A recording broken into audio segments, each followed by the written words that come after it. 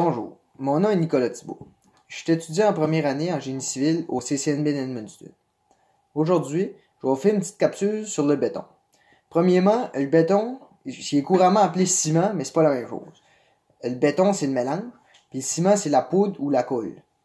Quand on parle de mélange de béton, on parle de gros granulats, de petits granulats, de ciment, qui est colle, et d'eau. Il y a 6 types différents de béton. Il y a le GU, le MS, le MH, le HE, le LH, puis le HS. Nous autres, aujourd'hui, on va parler du GU. Ça, c'est le General Use. C'est fait avec du ciment Portland normal.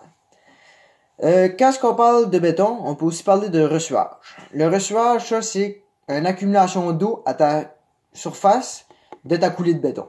Ça arrive quand il y a un vibrage excessif.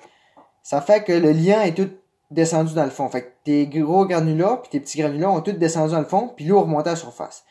Ça fait un ciment avec le dessus à plein moins résistant. Puis quand ça va sécher, le dessus va tout s'écailler, fait que ça ne fera pas un beau fini, puis c'est pas ça qu'on veut. Quand on parle de résistance, ben pour le béton GU, le General Use, avec du ciment Portland normal, la résistance à 28 jours, ça devrait être de 15 à 35 MPa. Pourquoi à 28 jours? Parce qu'à 28 jours, c'est supposé être 99 du pourcentage de résistance totale.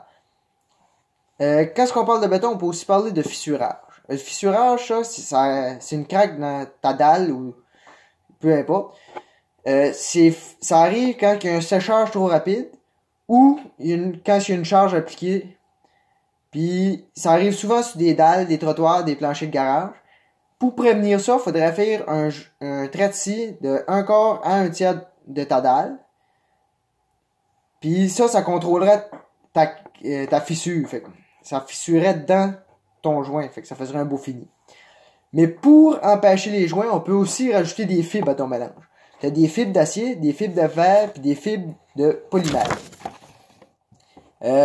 Sauf si tu rajoutes ça durant le mélange, durant le malaxage, puis c'est moins de 1% du volume du camion. Ça va aider à réduire le fissurage, comme j'ai dit, puis ça va réduire la largeur des fissures. Bon, ça conclut ma capsule. Merci.